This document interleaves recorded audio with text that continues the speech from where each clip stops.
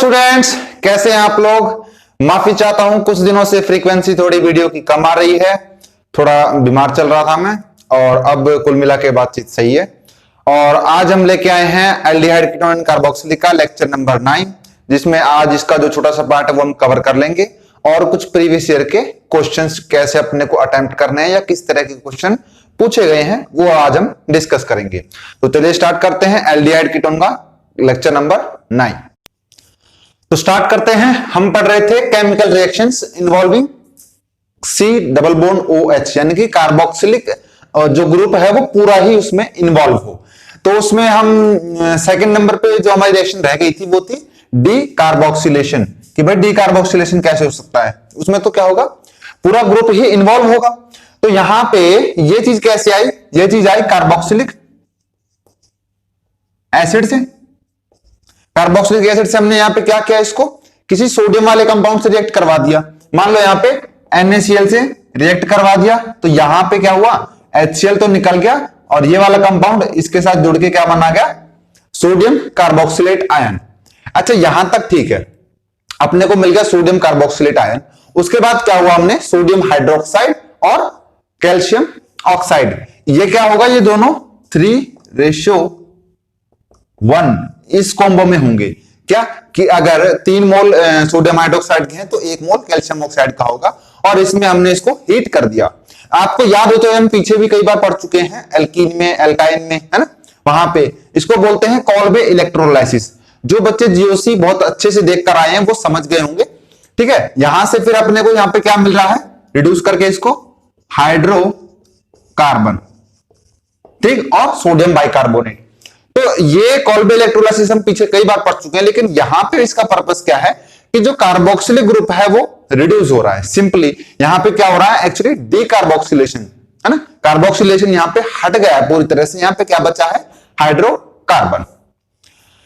फिर आगे चलते हैं, substitution reaction in the hydrogen. मतलब क्या होगा, सब्स्टिट्यूशन रिएक्शन जहां पे हाइड्रोजन जो पार्ट है वो इन्वॉल्व हो, यानी कि जो सब्स्टिट्यूट हो रहा है वो हाइड्रोजन है। पहली रिएक्शन क्या होगी इसकी, हेलोजिनेशन।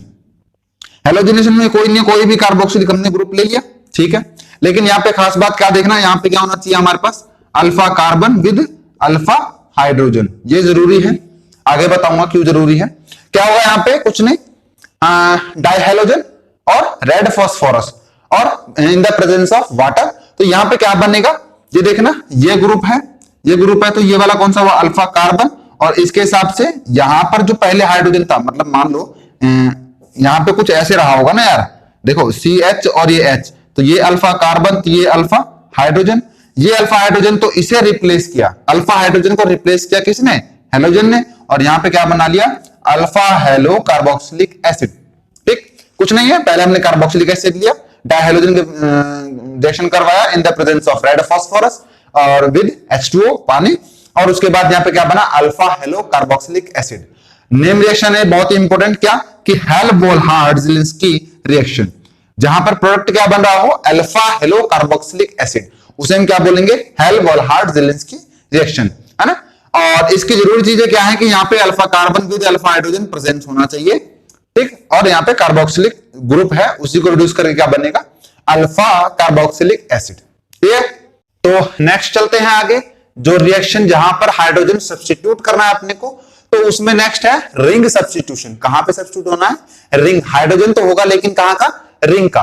तो रिंग सब्स्टिट्यूशन होगा तो क्या होगा, ये कॉम्पाउंड कई बार पढ़ चुके हैं, HNO3H2SO4 के कंसंट्रेटेड HNO3 और H2SO4 आप कहीं भी मिलाओगे तो वहां पे एक ही चीज निकल के आनी है, जिसको हम बोलते हैं नाइट्रोनियम आयन। बहुत पहले कई बार कर चुके हैं हम, तो इस पे समय वेस्ट नहीं करेंगे। तो यहाँ पे क्या हुआ, यहाँ पे नाइट्रोनियम आयन बन गया, और ये यहां से कोई ना कोई एक हाइड्रोजन को डिस्प्लेस करेगा और वहां पे जाके जुड़ जाएगा। तो ये कौन सा ग्रुप है, ये कौन सा ग्रुप है, मेटा रिएक्टिंग, तो मेटा में जाएगा। तो इसके लिए ऑर्थो और मेटा, ये रहा सिंपल। तो मेटा में यहाँ पे क्या बन गया, नाइट्रो कंपाउंड, है ना, meta nitro carboxylic acid, benzoic acid.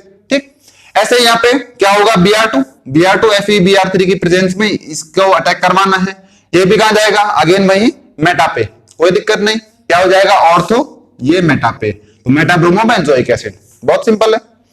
ये नोट डाल के बाहर लिख लीजिए, और ये इस चैप्टर की ये कहो काफी इंपॉर्टेंट लाइन है। क्या मेनली क्वेश्चन ऐसा निकल सकता है कि aromatic carboxylic acid does not undergo Friedel-Crafts reaction.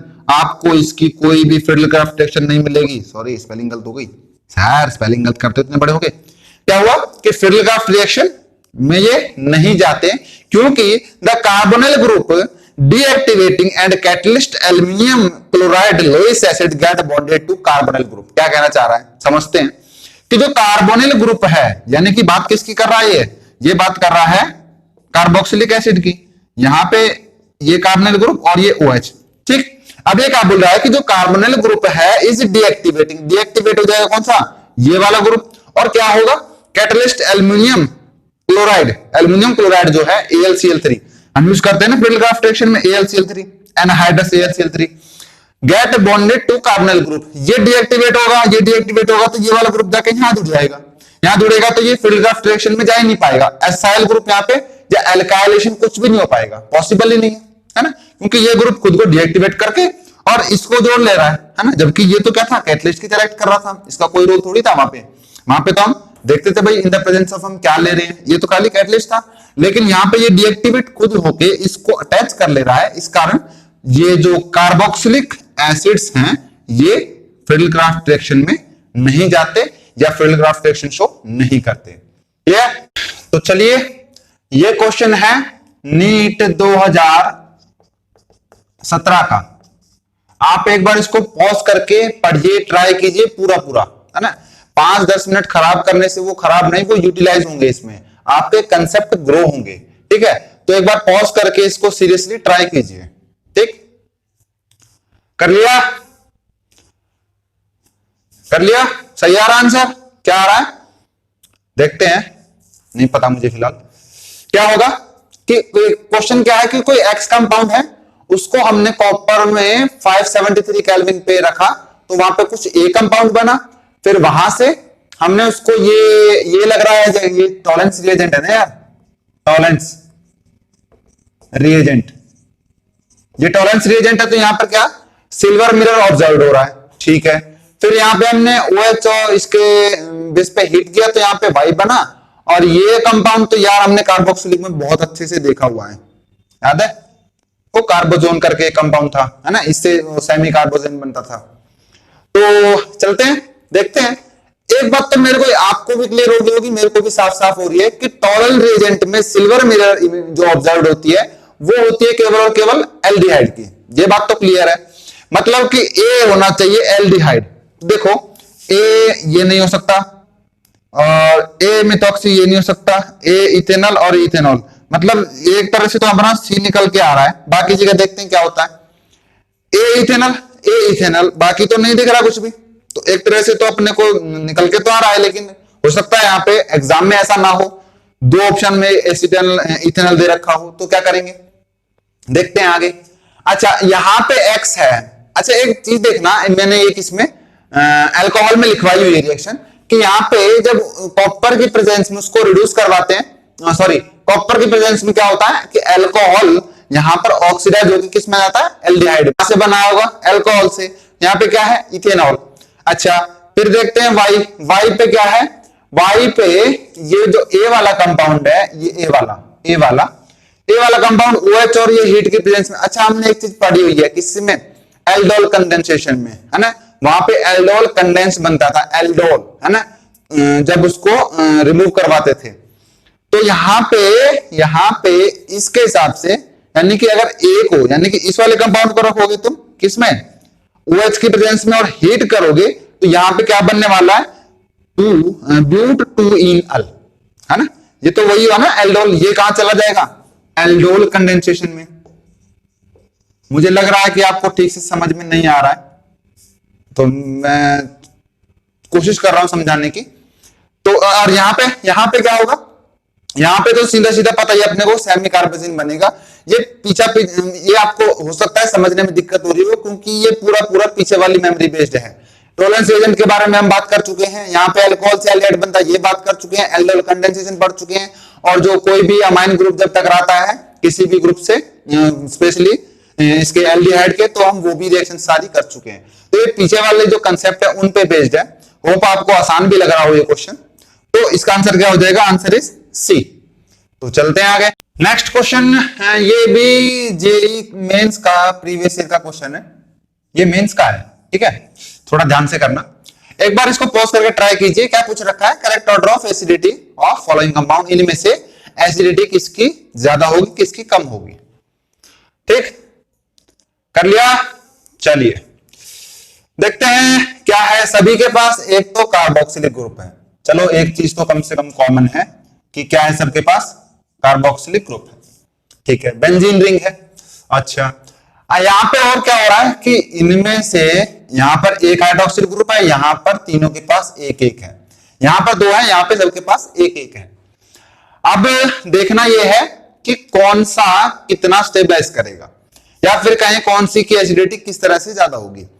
Acidity सबसे ज्यादा उसकी होती है जो H प्लस देने के बाद स्टेबलाइज कर जाए, या तो ऐसा हो, या फिर वो प्लस आई या माइनस आई इफेक्ट से या प्लस एम इफेक्ट से, मतलब किसी तरह से उसकी रिएक्टिविटी या तो इलेक्ट्रॉन विड्रॉइंग ग्रुप हो, डोनेटिंग ग्रुप हो। तो इलेक्ट्रॉन विड्रॉइंग और डोनेटिंग का तो यहाँ पे कंसेप्ट लगता नहीं। यहाँ पे क्या लगेगा कि H प्लस जो रिमूव करने के बाद कितना स्टेबल हो सकता है, जब भी तो वो उतना अच्छा डोनर होगा। भाई मैं आपसे कहूं कि आपसे मुझे यार 10 रुपए दे दे, अगर आपके पास मान लो हो 110 रुपए, तो आप क्या करोगे? आराम से दे दोगे, हाँ यार ले 10 रुपए, मेरे पास 100 पूरे हो जाएंगे, राउंड फिगर आ जाएगा। आपके पास हो अगर 90 रुपए हो या 100 रुपए ही हो और आप 10 रुपए दो, तो यार एक बार को सोचोगे यार मेरा थोड़ा खराब हो जाएगा। या मैं कहूँ आपके पास पैसे हो ही ना, है ना, आपके पास 7 ही रुपए और मैं आपसे 10 मांग लू, तो आप कहां से दे दोगे? वही चीज है।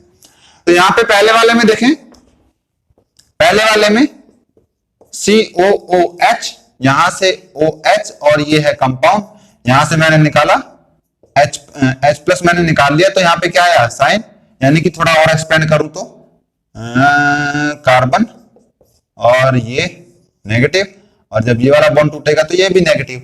अब ये क्या कर सकते हैं? ये इससे हाइड्रोजन बॉन्डिंग बना सकते हैं, ये हाइड्रोजन बॉन्डिंग बना सकते हैं। तो ये होगा स्टेबलाइज, किससे? Stabilize, stabilize due to hydrogen bonding. दो हाइड्रोजन बॉन्डिंग है यहाँ पे।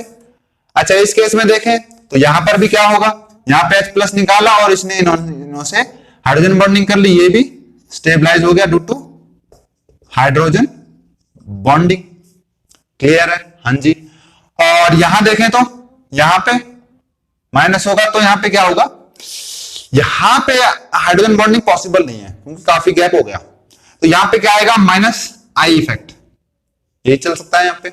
तो ये स्टेबलाइज कर पाएगा किससे? एक ही फैक्टर से, जिसको बोलेंगे माइनस आई इफेक्ट। इनमें भी लगेगा, लेकिन इनमें जो ज्यादा कौन सा होगा? हाइड्रोजन बॉन्डिंग का इफेक्ट होगा। यहां पर आते आते क्या हो जाएगा? यहां पर आते आते ये कहलाएगा माइनस एम, मिजोमेरिक इफेक्ट। तो देखें सबसे ज्यादा स्टेबलाइज कौन हो रहा है? सबसे ज्यादा पहला वाला स्टेबलाइज, क्योंकि यहाँ पे 2 हाइड्रोजन बॉन्ड है। उसके बाद ये वाला तो कतई स्टेबलाइज नहीं है, ये तो डिस्टेबलाइज है, destabilize due to minus M effect. ठीक, तो सबसे ज्यादा स्टेबल ये हुआ पहला, क्योंकि 2 हाइड्रोजन बॉन्डिंग है। फिर एक हुआ यहाँ पे हाइड्रोजन बॉन्डिंग, तो उससे थोड़ा कम हुआ। यहाँ पर केवल माइनस आई इफेक्ट, तो ये उससे भी कम। और ये तो भैया सबसे ज्यादा इसकी हालत बिगड़ी हुई है, तो ये सबसे कम, यानी कि ये H प्लस नहीं दे सकता क्योंकि ये डिस्टेबलाइज हो जाएगा। ये थोड़ा सा दे पाएगा क्योंकि ये थोड़ा सा इसके कंपैरिजन में स्टेबलाइज है। यहां पर एक हाइड्रोजन बॉन्डिंग है, तो इसलिए थोड़ा सा आराम से दे पाएगा। और ये तो खुला H प्लस दे देगा क्योंकि ये तो 2 हाइड्रोजन बॉन्डिंग से स्टेबलाइज कर रहा है। यानी कि ऑर्डर बनता है अपना पहला, दूसरा, तीसरा और चौथा। पहला, दूसरा, पहला ही ऑप्शन है भैया। ठीक है, तो अभी थोड़ा सा वीडियो की लेंथ को ध्यान में रखते हुए यही आज का लेक्चर समाप्त करते हैं। और नेक्स्ट वीडियो हो सकता है इसी चैप्टर में हम लाएं क्वेश्चंस की, जो प्रीवियस ईयर क्वेश्चंस हैं। तो ट्राई करेंगे अच्छे अच्छे क्वेश्चन आपको प्रैक्टिस करवाए जाए।